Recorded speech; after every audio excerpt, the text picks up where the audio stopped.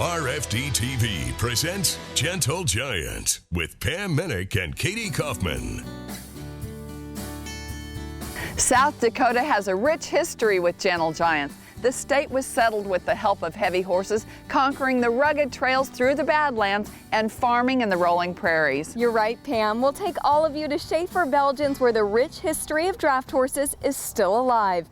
Then later we'll head to the Dakota Royal Charity Draft Horse Show to meet two families that enjoy showing horses for the love of their animals, as well as how it bonds the generations. We'll be back to begin Gentle Giants in just a moment.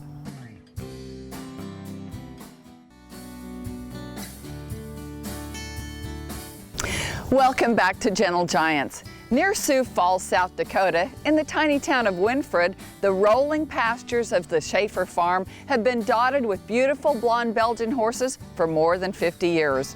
It's a large horse operation, as you'll see. Walt Schaefer Sr. and Jr. give us a look.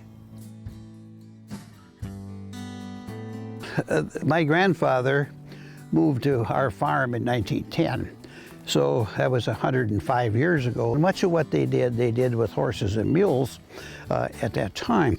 Father was convinced that our future was in the professions and gone to college rather than become farmers.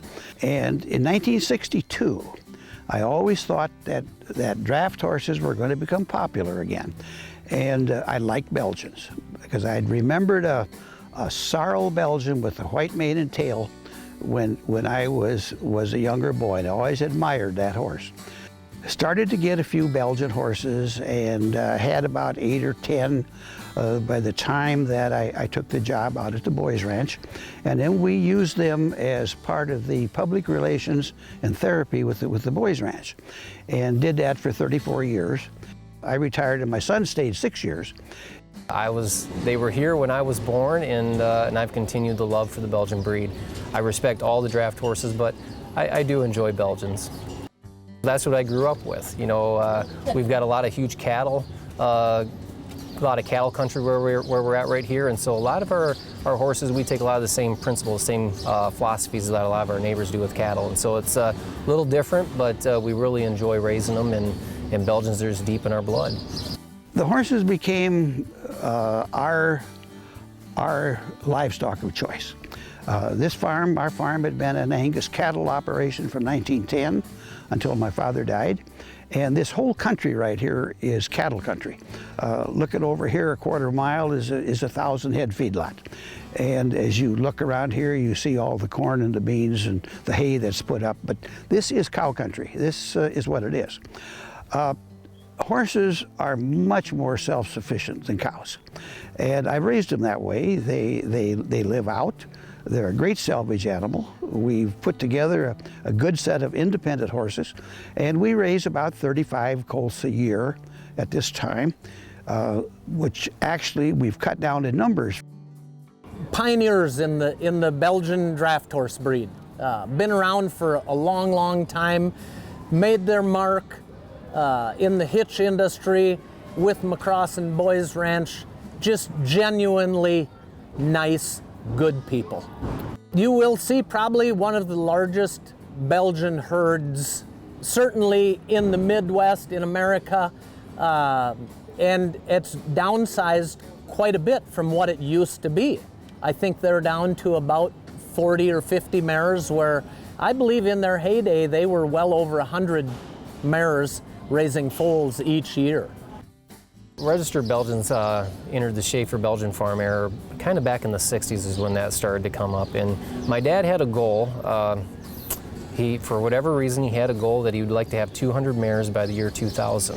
And that was a goal he was able to accomplish. I had that goal. I published that goal. I reached 200 females by the year 1999. And that was the year after I retired. At the Schaefer Belgian farms, horses are horses. They're going to live outside, they're going to foal outside. There's certainly plenty of opportunities if they'd want to come indoors, but it's a free-range deal. We foal from about the middle of April to the middle of June is our primary foaling season, and it's not uncommon we're in the middle of that wake up in the morning and you'll have 2 to 3, 4 new foals sitting there looking at you, and that's real exciting.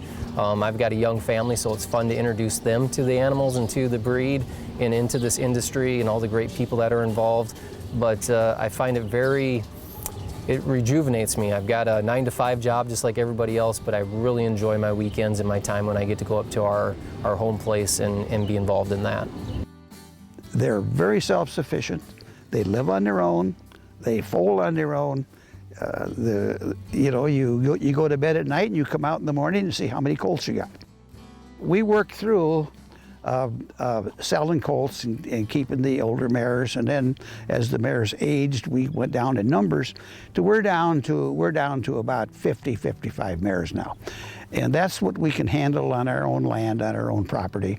And as I say, that's my livestock of choice, is to have these horses rather than cattle. It's very important to us with the amount of foals that we produce every year that we always have integrity in that breeding system. So we do ear tag our young colts. When they're born, we put a tag in. That tag will represent the year that they're born and the number on that animal. If it's an animal that ends up going to some other farm, the tags will come out. And anyone can always call us up if they know the tag number of that animal when they purchased it. We can trace that back and know exactly who it is. When they're on our farm, we do the same thing, but they will get what they call a herd number at that point. And that tag will tell us who that animal is, the year that it was born, as well as sometimes they'll be color-coded so we know exactly what sire they're out as well when we're going to be making sure that we're doing different breeding lines. But the ear tag is just similar to anybody that a human would pierce their ear. So there is a little hole there when you do it, but as time goes on, when you cut them out, just like a person, it grows shut and you can't even tell it's there. Almost every broodmare has a white tag in their ear, which has a number on it. And when that mare goes with a stallion, there's a record kept of when number, whatever she happens to be, is with such and such a horse. Now, when the colts are born, they all get tagged. They get tagged with a green tag. On that tag is 2 numbers. One is the year. So this year there will be a little written number, 15, to show they were born this year. Then they will have a number, and they are in sequence as to time of birth.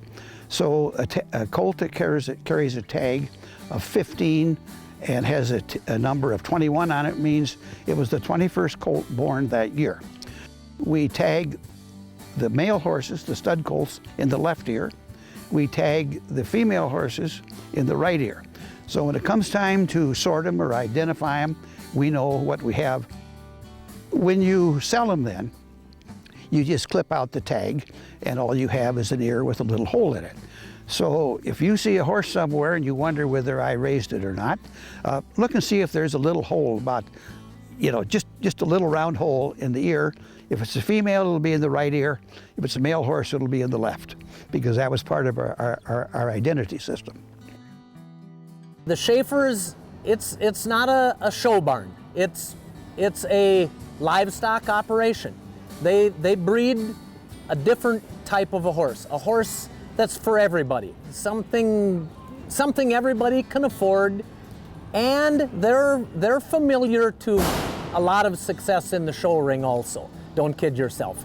When they're raising some very, very good horses too. It's a little bit different than a lot of the other places you would have seen of people that are involved a little bit with the show thing. You're going to see about 50 to 60 brood mares. You're going to see 3 or 4 different groups that are out with stallions. There'll be about 30 to 40 foals that are on the ground right now. We still have a few that we're waiting for. We always have kind of a wide range with that. One of our goals is there's always that belief that there's only room in the draft industry maybe for that hitch horse. And what my goal, or what our goal in our breeding program is to produce top quality horses that are for everyone. That you can have a very diverse animal, very diverse ideas of what you're going to do with that. Because there's so many people in this industry that have such different ideas and how they want to do it. And there's room for everybody. And that's the exciting thing about the draft horse industry. I'll grant you there are some colts in there that would be fun to show and develop. There are some colts in there that need to go somewhere to be on a farm. But you get all that, you get all kinds. You don't always get the one that's going to be the perfect show horse. We have horses that came out of our hitch. We had a very successful mare hitch for many, many years, and many people remember that. We also have some horses that are middle of the road, smaller horses that are much more the traditional horses that would fit the horses that people want, you know, just for recreation or to enjoy. And all the horses that people raise are not the ones that we see on Gentle Giants. I love that. It's fun to watch, but those aren't the horses that everybody raises, and they aren't the horses that most people should try and get, because they are very specialty. What most people need is a nice, quiet horse that they can enjoy as a family horse, that their kids can enjoy in 4-H, and that's what some of them smaller horses are really tailor-made for. Wow, Schaefer Belgians is truly an incredible operation. When Gentle Giants returns, we'll see how one family pulls together to make it all happen. Stay with us.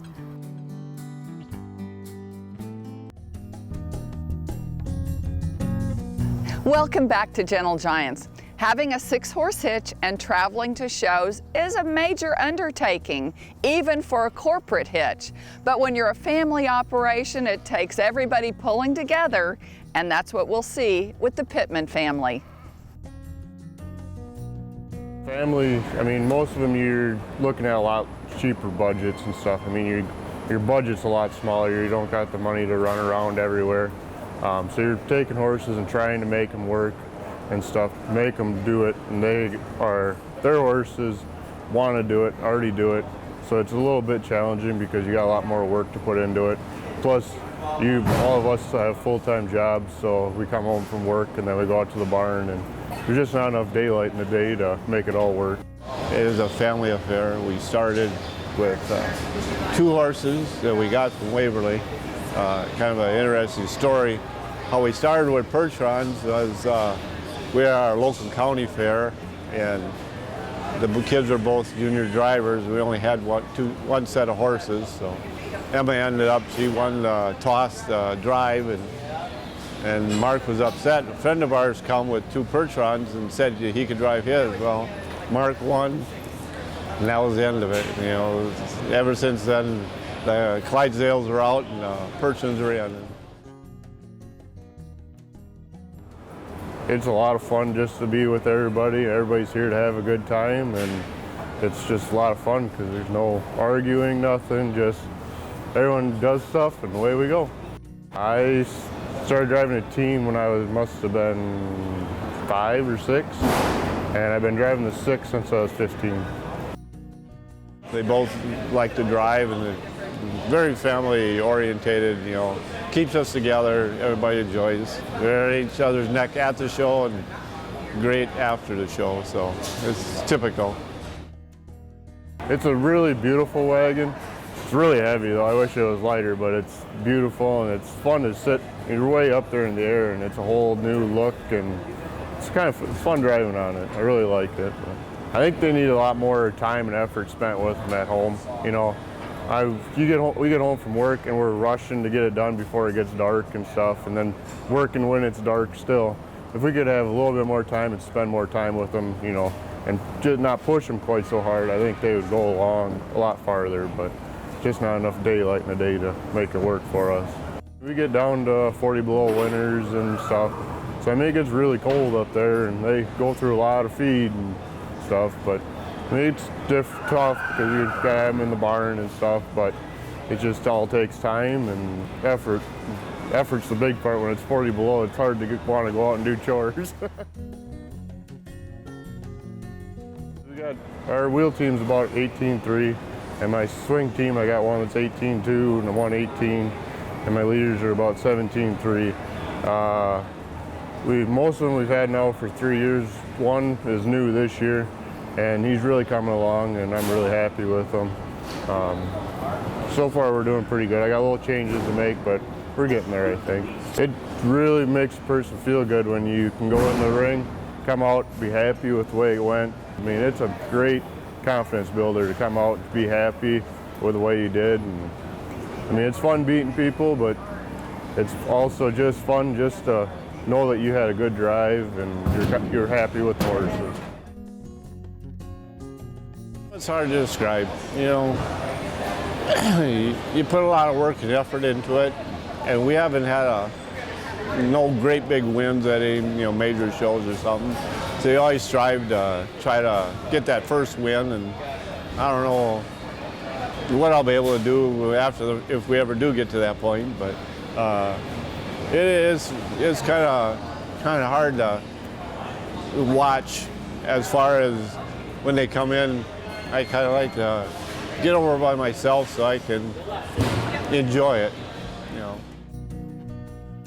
When Gentle Giants returns, we'll see how another hitch brings generations together. Don't go anywhere.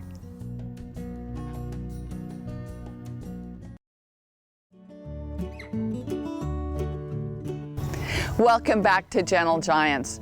You don't see many competitive 6-horse hitches from the state of North Dakota, but the Gore family decided to put their Percherons on the road. The whole family pulls together to make this operation run smoothly.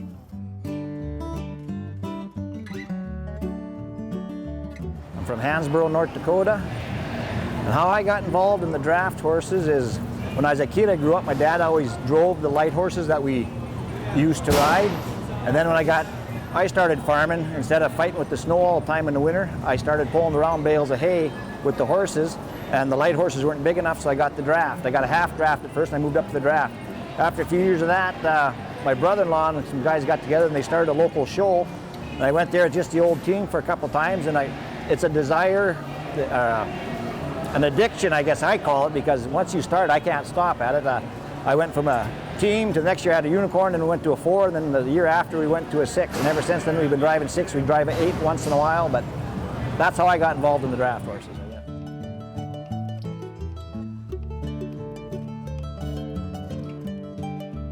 Everybody that's here helping today well, I got my daughter and my son, my wife, a nephew, and then a daughter-in-law to be, I guess she'd called, and then one friend is here. It used to be all family that came with us. I guess none of them are so much into driving, but they all like to come watch the horses.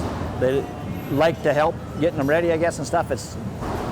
Our whole family's always been involved with horses, I guess, and the draft horse just keeps us together. We see each other a lot more than if we didn't have the draft horses. We've got all geldings is what we show. The one horse, my brother-in-law used to raise horses, and we got the one gelding from him. He's 14 now. I consider him one of our best horses. That's why he's still here at that age, I guess. The other ones, we just pick them up here and there as we need them. Most of them that we get are 3-year-olds, and we start them from there, just continue on their training, I guess, and hopefully they turn out to be what we want. I'd rather go into a show and feel good about the drive and get last place than go into a show and I do terrible drive and I get a placing, because then I feel I'm not deserving it. Everybody can't win, somebody's got to lose. That's the way it's a game, and I like the competition, and when you're a competitor, I don't feel you always have to win to be a competitor. You just want to compete, and I like competing. There ain't many draft horse hitches in North Dakota, and we wanted to go and play with the big boys. Well, when the shows we go to, when you have the Schumachers and Shining Star and Ames and Zubras and people like that, you're playing with the biggest guns in the battle. So I guess just to be in the arena with them is a thrill for me, I guess. We were talking about this a little bit this morning when, it gets to be a lot of work, but to me, once you hit that arena and everything is going, it just lifts you up. You feel like you're, I don't know, maybe a pilot in a rocket going on. I mean, it's just a thrill to me to drive when everything's working. And when you get done, like I say, if you have a good drive, that's all you can ask for. I guess it's just your work is all worth it. I mean, we spend months getting ready for one show, and it seems to be, you drive for 5 minutes if you're lucky for even that day, 3 hours of work. Hopefully today we have the drive we had when we had the practice drive down here, and I'll be happy whether we get first or last. I guess I just want that drive.